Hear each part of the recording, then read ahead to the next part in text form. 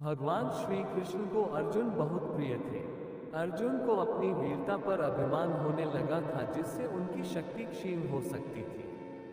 प्रभु अपने सखा अपने शिष्य को मार्ग पर लाना चाहते थे, इसलिए उन्होंने एक लीला रची। जिन दिनों महाराज युधिष्ठिर ने अश्वमेध यज्ञ का घोड़ा छोड़ा था, उसी समय रत्नपुरा नरेश महाराज मयूरध्वज का भी अश्वमेध का घोड़ा छूटा था।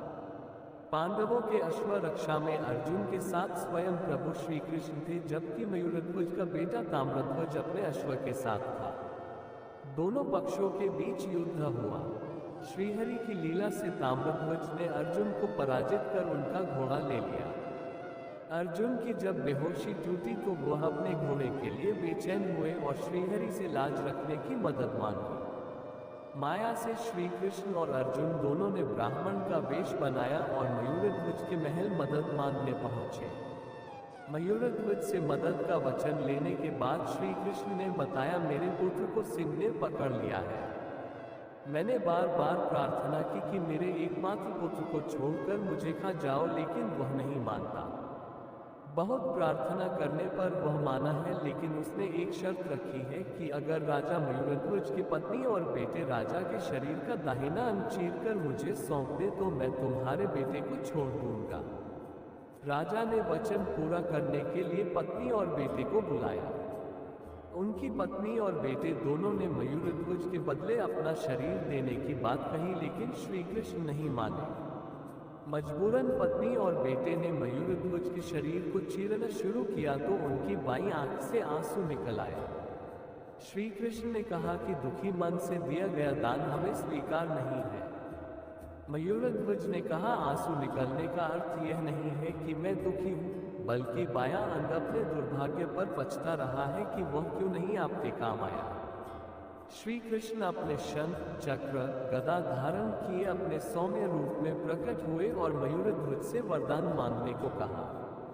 मयूरध्वज ने कहा, प्रभु, अर्जुन जैसे योद्धा को आपके अनन्य भक्त मेरे बालक ने परास्त कर दिया। उनकी लाज रखने स्वयं आप पधारे और फिर मुझे आपके दर्शन मिले। अब संसार में भला ऐसी कौन सी बहुमूल्य वस्तु रह गई है जिसकी मैं कामना करूं। अर्जुन को समझ में आ गया कि श्री कृष्ण ने ये लीला क्यों रची। वह प्रभु के चरणों में गिर पड़े और भूल के लिए क्षमा मांगी। श्री भगवान कहते हैं, लक्ष्मी, प्रथम अध्याय के महात्म्य का उपाख्यान मैंने सुना दिया। अब अन्य अध्यायों के महात्म्य श्रवण करो। दक्षिण दिशा में वेदवेत्ता ब्राह्मणों के पुरंदरपुर नामक नगर में श्रीमान देवशर्मा नामक एक विद्वान ब्राह्मण रहते थे। वे अतिथियों के पूजक, स्वाध्यायशील, वेद शास्त्रों के विशेषज्ञ, यज्ञों का अनुष्ठान करने वाले और तपस्वियों के सदा ही प्रिय थे। उन्होंने उत्तम द्रव्यों के द्वारा अग्नि में हवन करके दीर्घकाल तक देवताओं को तृप्त किया, किंतु उन धर्मात्मा ब्राह्मण को कभी सदा रहने वाली शांति न मिली। वे परम कल्याणमय तत्व का ज्ञान प्राप्त करने की इच्छा से प्रतिदिन प्रचुर सामग्रियों के द्वारा सत्य संकल्प वाले तपस्वियों की सेवा करने लगे। इस प्रकार शुभ आचरण करते हुए उनके समक्ष एक त्यागी महात्मा प्रकट हुए। वे पूर्ण अनुभवी, शांत चित्त थे। निरंतर परमात्मा के चिंतन में संलग्न हो वे सदा आनंद विभोर रहते थे। देवशर्मा ने उन नित्य संतुष्ट तपस्वी को शुद्ध भाव से प्रणाम किया और पूछा, महात्मा, मुझे शांतिमयी स्थिति कैसे प्राप्त होगी। तब उन आत्मज्ञानी संत ने देवशर्मा को 100 ग्राम के निवासी मित्रवान का, जो बकरियों का चरवाहा था, परिचय दिया और कहा, वही तुम्हें उपदेश देगा। ये सुनकर देवशर्मा ने महात्मा के चरणों की वंदना की और समृद्धशाली 100 ग्राम में पहुंचकर उसके उत्तर भाग में एक विशाल वन देखा।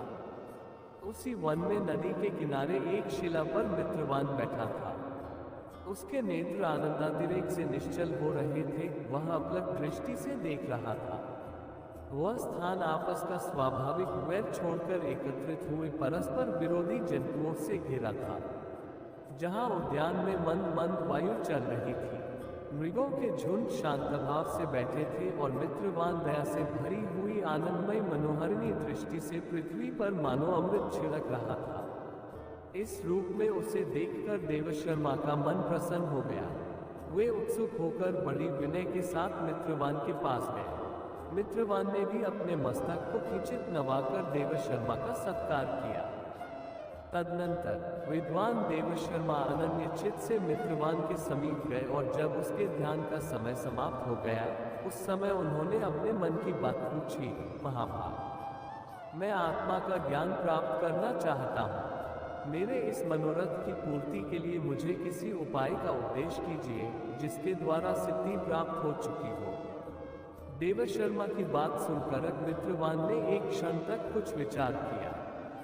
उसके बाद इस प्रकार कहा, विद्वान, एक समय की बात है, मैं वन के भीतर बकरियों की रक्षा कर रहा था। इतने में ही एक भयंकर व्याघ्र पर मेरी दृष्टि पड़ी जो मानो सबको ग्रास लेना चाहता था। मैं मृत्यु से डरता था, इसलिए व्याघ्र को आते देख बकरियों के झुंड को आगे करके वहां से भाग चला, किंतु एक बकरी तुरंत ही सारा भय छोड़कर नदी के किनारे उस बाघ के पास बेरोक-टोक चली गई। फिर तो व्याघ्र भी द्वेष छोड़कर चुपचाप खड़ा हो गया। उसे इस अवस्था में देखकर बकरी बोली, व्याघ्र, तुम्हें तो अभीष्ट भोजन प्राप्त हुआ है। मेरे शरीर से मांस निकालकर प्रेम पूर्वक खाऊंगा। तुम इतनी देर से खड़े क्यों हो? तुम्हारे मन में मुझे खाने का विचार क्यों नहीं हो रहा है? व्याघ्र बोला, बकरी, इस स्थान पर आते ही मेरे मन से द्वेष का भाव निकल गया। भूख प्यास भी मिट गई, इसलिए पास आने पर भी अब मैं तुझे खाना नहीं चाहता। व्याघ्र के योग कहने पर बकरी बोली, न जाने मैं कैसे निर्भय हो गई। इसका क्या कारण हो सकता है? यदि तुम जानते हो तो बताओ। ये सुनकर व्याघ्र ने कहा, मैं भी नहीं जानता। चलो सामने खड़े हुए इन महापुरुष से पूछे। ऐसा निश्चय करके वे दोनों वहां से चल दिए। उन दोनों के स्वभाव में यह विचित्र परिवर्तन देखकर मैं बहुत विस्मय में पड़ा था। इतने में उन्होंने मुझसे ही आकर प्रश्न किया। वहां वृक्ष की शाखा पर एक वानरराज था। उन दोनों साथ मैंने भी वानरराज से पूछा।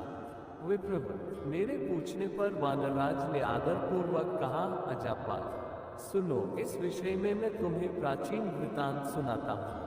ये सामने वन के भीतर जो बहुत बड़ा मंदिर है, उसकी ओर देखो। इसमें ब्रह्मा जी का स्थापित किया हुआ एक शिवलिंग है।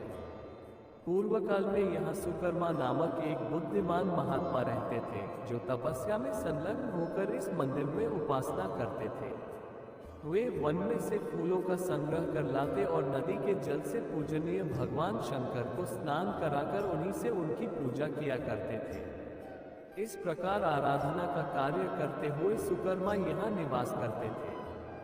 बहुत समय के बाद उनके समीप किसी अतिथि का आगमन हुआ। सुकर्मा ने भोजन के लिए फल लाकर अतिथि को अर्पण किया और कहा, विद्वान, मैं केवल तत्वज्ञान की इच्छा से भगवान शंकर की आराधना करता हूँ। आज इस आराधना का फल परिपक्व होकर मुझे मिल गया, क्योंकि इस समय आप जैसे महापुरुष ने मुझ पर अनुग्रह किया है। सुकर्मा के ये मधुर वचन सुनकर तपस्या के धनी महात्मा अतिथि को बड़ी प्रसन्नता हुई। उन्होंने एक शिलाखंड पर गीता का दूसरा अध्याय लिख दिया और ब्राह्मण को उसके पाठ और अभ्यास के लिए आज्ञा देते हुए कहा, ब्रह्मण, इससे तुम्हारा आत्मज्ञान संबंधी मनोरथ अपने आप सफल हो जाएगा। ये कहकर वे बुद्धिमान तपस्वी सुकर्मा के सामने ही उनके देखते देखते अंतर्धान हो गए। सुकर्मा विस्मित होकर उनके आदेश के अनुसार निरंतर गीता के द्वितीय अध्याय का अभ्यास करने लगे। तदनंतर दीर्घकाल के पश्चात अंतःकरण शुद्ध होकर उन्हें आत्मज्ञान की प्राप्ति हुई। फिर वे जहाँ जहाँ गए वहाँ का तपोवन शांत हो गया। उनमें शीत उष्ण और राग द्वेष आदि की बाधाएं दूर हो गई। इतना ही नहीं, उन स्थानों में भूख प्यास का कष्ट भी जाता रहा तथा भय का सर्वथा अभाव हो गया। ये सब द्वितीय अध्याय का जप करने वाले सुकर्मा ब्राह्मण की तपस्या का ही प्रभाव समझो। मित्रवान कहता है, वानरराज के यूं कहने पर मैं प्रसन्नता पूर्वक बकरी और व्याघ्र के साथ उस मंदिर की ओर गया। वहां जाकर शिलाखंड पर लिखे हुए गीता के द्वितीय अध्याय को मैंने देखा और पढ़ा। उसी की आवृत्ति करने से मैंने तपस्या का पार पा लिया है। अतः भद्र पुरुष, तुम भी सदा द्वितीय अध्याय की ही आवृत्ति किया करो। ऐसा करने पर मुक्ति तुमसे दूर नहीं रहेगी। श्री भगवान कहते हैं, प्रिय मित्रवान के इस प्रकार आदेश देने पर देवशर्मा ने उसका पूजन किया और उसे प्रणाम करके पुरंदरपुर की राह ली। वहां किसी देवालय में पूर्वोक्त आत्मज्ञानी महात्मा को पाकर उन्होंने ये सारा वृतांत निवेदन किया और सबसे पहले उन्हें से द्वितीय अध्याय को पढ़ा। उनसे उपदेश पाकर शुद्ध अंतःकरण वाले देवशर्मा प्रतिदिन बड़ी श्रद्धा के साथ द्वितीय अध्याय का पाठ करने लगे। तब से उन्होंने अनवद्य प्रशंसा के योग्य परम पद को प्राप्त कर लिया। लक्ष्मी रघुकुल में जन्मे राजा बृहद्बल ने राजगुरु महर्षि वशिष्ठ से पूछा, गुरुदेव, मुझे ऐसे देवता के बारे में विस्तार से बताएं जिनकी पूजा अर्चना से मोक्ष प्राप्त करके जन्म मरण के चक्र से छुटकारा हो सके। वशिष्ठ जी राजा के इस भाव पर मुस्कुरा दिए पर बोले कुछ नहीं। बृहद्बल ने पुनः प्रार्थना की, गुरुवर, मैं जानना चाहता हूँ, मेरी जिज्ञासाएं शांत करें। देवताओं का भी देवता कौन है, पितरों का भी पितर कौन है? मैं उसके विषय में जानना चाहता हूँ जिसके ऊपर कोई न हो। मैं उस परब्रह्म सनातन का ज्ञान करना चाहता हूँ। मुझे उस स्वर्ग की अभिलाषा नहीं है जहाँ पर जाकर पुनः संसार चक्र में आकर फंसना होता है। अतः ये गुरुदेव, आप बताएं कि यह स्थावर जंगम किससे जन्मता है और किसमें इसका विलय हो जाता है। आपकी बड़ी कृपा होगी। वशिष्ठ जी ने कहा, हे राजन, आपने एक ऐसा रहस्य जानना चाहा है जो कि स्वयं प्रकट है, परंतु खेद की बात यह है कि कोई उसे जानता या समझता नहीं। आपने जग कल्याण के हेतु ये प्रश्न किया है, अतः ध्यान से सुनिए। जो सूर्य उदय होकर संसार को अंधकार से मुक्त करता है वही पूर्ण रूपेण देवताओं में आदि और अनादि है। इसके ऊपर कोई भी नहीं है। यही शाश्वत तथा अव्यय है, जगत का नाथ है और जगत का कर्म साक्षी है। रात में उत्पन्न होने वाले सभी स्थावर जंगम इसी से उत्पन्न होते और समय पाकर इसी में विलीन हो जाते हैं। सूर्य ही धाता है, सूर्य ही विधाता है। यह अग्रजन्मा तथा भूत भावन है। सूर्य प्रतिदिन अक्षय मंडल में स्थित रहते हैं। यही देवताओं के देव तथा पितरों के पिता है। इनकी पूजा अर्चना से ऐसा मोक्ष प्राप्त होता है और संसार के पुनः आवागमन चक्र में फंसना नहीं पड़ता।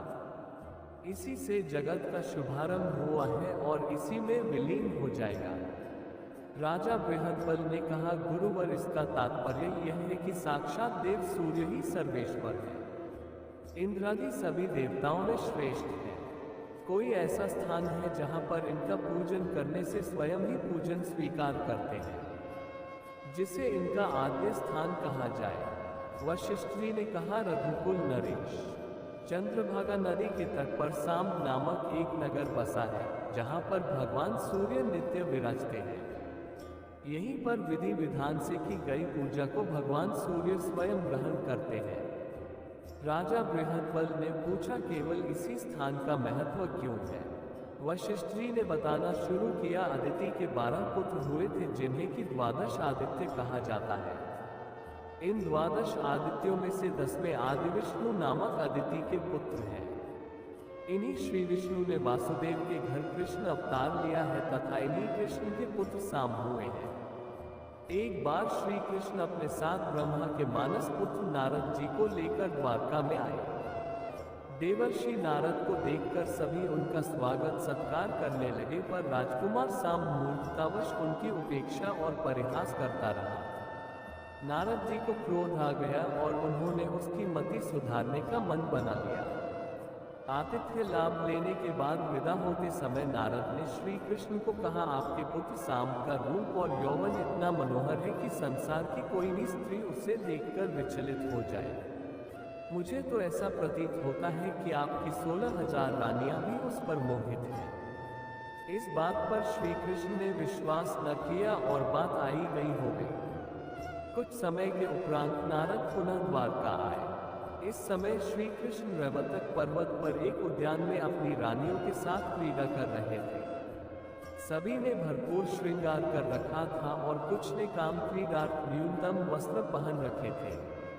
राजकुल की परंपरा के अनुरूप उत्तम सुरापान भी कराया जा रहा था। नारद को लगा कि यही उचित समय है अपनी योजना पूरी करने का। वह साम के पास जाकर बोले कि रैवतक पर्वत पर स्थित तुम्हारे पिता तुम्हें बुला रहे हैं। ये बात सुनकर साम तुरंत ही वहां पर पहुंच गया और पिता कृष्ण को प्रणाम करके खड़ा हो गया। साम श्री कृष्ण का छाया रूप दिखता था। कुछ रानियों ने जिन्होंने सुरापान कर लिया था वे साम के प्रति कामुक हो विचलित हो उठी। साम तो उन्हें मात्रवत ही देख रहा था। तभी नारद ने वहां प्रवेश किया। उन्हें देखकर रानियां जिस स्थिति में थी वैसे ही आदर भाव में खड़ी हो गई। अपनी रानियों को अस्त व्यस्त वस्त्र में किसी पर पुरुष के सामने ऐसी स्थिति में देखकर श्री कृष्ण को क्रोध आ गया। क्रोध में उन्होंने रानियों को श्राप दिया, हे रानी, तुम्हें इस दशा में देखकर तथा परपुरुष में आसक्त देखकर श्राप देता हूँ कि तुम्हें पति सुख न मिलेगा, स्वर्ग न मिलेगा तथा डाकुओं के ही संपर्क में रह सकोगी। इस शाप से केवल रुक्मिणी, सत्यभामा और जाम्बूती ही मुक्त रही। इसके बाद श्री कृष्ण ने साम को भी श्राप देते हुए कहा, साम, तुम्हारे जिस अनंत यौवन को देखकर ये रानियां विचलित हुई हैं, ये कोर से नष्ट हो जाएगा। इस श्राप के प्रभाव से साम की देह गलने लगी। तब वह पिता के पैरों में गिरकर क्षमा मांगने लगा। श्री कृष्ण तो जानते थे कि यह सब क्यों हो रहा है। वह नारद की चाल भी समझते थे, किंतु नारद उनके अतिथि थे और उनका अपमान हुआ था, सो इसका दंड तो पुत्र को देना ही था, अन्यथा नारद कहते कि स्वयं श्री कृष्ण ने उनसे न्याय न किया और द्वारका में नारद का अपमान हुआ। साम पिता से बार बार याचना करने लगा तो श्री कृष्ण ने कहा, इसका उपाय इस संसार में नारद जी के अतिरिक्त कोई बता ही नहीं सकता। मेरे शाप से मुक्ति का मार्ग यदि किसी को पता है तो वह सिर्फ नारद जी है। साम नारद जी के पैरों में गिरकर क्षमा याचना करने लगा। नारद जी के मन से साम के प्रति मैल धुल चुका था। श्री कृष्ण की इस लीला से वह विभोर हो गए। देवर्षि नारद ने साम को कहा, इस कोढ़ से मुक्ति का एक ही मार्ग है, तुम सूर्यनारायण की कठोर उपासना करके उन्हें प्रसन्न करो। वह समस्त आरोग्य प्रदाता है, कोढ़ से मुक्ति दिलाएंगे। इतनी कथा सुनाने के बाद वशिष्ठ जी कुछ पल के लिए रुके तो राजा बृहद्बल ने कौतूहल में भरकर पूछा, गुरु आगे क्या हुआ? श्री कृष्ण के शाप से रानियों के साथ क्या हुआ? सब जानने को उत्सुक हूँ। वशिष्ठ जी बोले, हे राजन, श्री कृष्ण पृथ्वी लोक पर जिस कार्य के लिए आए थे वह प्रयोजन पूरा हो चुका था। उन्हें अपने लोक को जाना था, परंतु पृथ्वी लोक के ऐश्वर्य के मोह में उनकी रानियां फंस गईं। वे मोह माया से मुक्ति ही नहीं पाई थी, इसलिए श्री कृष्ण की माया से ही यह सब हुआ। श्राप प्राप्त होने पर रानियों को स्वर्ग न मिल सका और वे भटकने लगे। जब भगवान अपने लोक चले गए और यदुकुल का नाश हो गया तो अर्जुन इन रानियों को लेकर अपने राज्य की ओर चले ताकि इनकी देखभाल आदि हो सके। पंचर प्रदेश में अर्जुन को डाकुओं ने घेर लिया। श्री कृष्ण के पृथ्वी त्याग के उपरांत अर्जुन का भी प्रभाव समाप्त हो गया था। उस पर से स्वयं श्री कृष्ण का शाप भी था, इसलिए अर्जुन डाकुओं से भगवान की रानियों की रक्षा न कर सके। डाकू रानियों को छीन कर ले गए। नारद से उपाय जानकर कृष्ण पुत्र साम ने मैत्रेयवन में रहकर 12 वर्षों तक सूर्योपासना की, जिससे उन्हें श्राप से मुक्ति मिली। व्याधि से मुक्ति मिलने के बाद साम ने अनेक स्थानों पर भगवान सूर्य के मंदिर की स्थापना की। जहां साम को श्राप से मुक्ति मिली थी वहीं साम नगर है और वहीं पर साम ने एक सूर्य मंदिर बनवाया। राजा बृहद्बल आपको प्रत्यक्ष देव सूर्य नारायण की नियम पूर्वक आराधना करनी चाहिए। उनकी कृपा से आप इस लोक में सर्वस्व प्राप्त करने के उपरांत जन्म मृत्यु के बंधन से मुक्त हो सकते हैं। बृहद्बल ने गुरु द्वारा बताई विधियों से भगवान सूर्य की उपासना की और परम मोक्ष को प्राप्त हुए। कहते हैं साम की तपस्या से प्रसन्न होकर भगवान सूर्य ने साम को दर्शन दिए। साम गदगद होकर भगवान सूर्य नारायण की स्तुति करते रहे।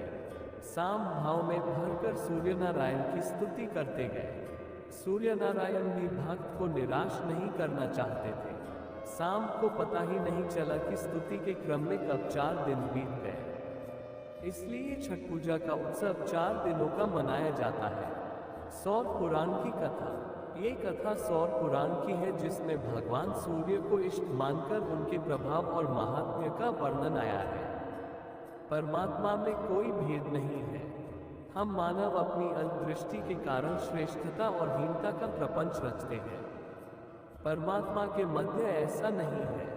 ये बात मैं पुराणों में आई कथाओं के माध्यम से ही कई बार बताता रहा हूँ। पंचदेव उपासना में श्री गणेश, जगदम्बा, शिव, हरि और सूर्योपासना का विधान वैदिक काल से है। भगवान सूर्य ने इंद्र के भाई के रूप में अपने अंश से आदित्य के गर्भ से जन्म लिया, इसलिए वह आदित्य भी कहे जाते हैं। 12 आदित्य में एक आदित्य वह भी है। उसी तरह श्रीहरि ने भी आदित्य के गर्भ से अपने अंश से जन्म लिया, वह भी उपेंद्र कहलाते हैं। कई स्थानों पर आता है कि आदित्य ही उपेंद्र है। इन भेद में पड़ने का कोई लाभ नहीं। हरि शिव को पूजते और शिव हरि को भजते हैं। सारे पुराण यही कहते हैं। भेद दृष्टि देवताओं में नहीं है। मानव ही कोई स्वयं को श्रेष्ठ कुल और दूसरे को हीन कुल का मानता है। यह अनुचित है और सारी कथाएं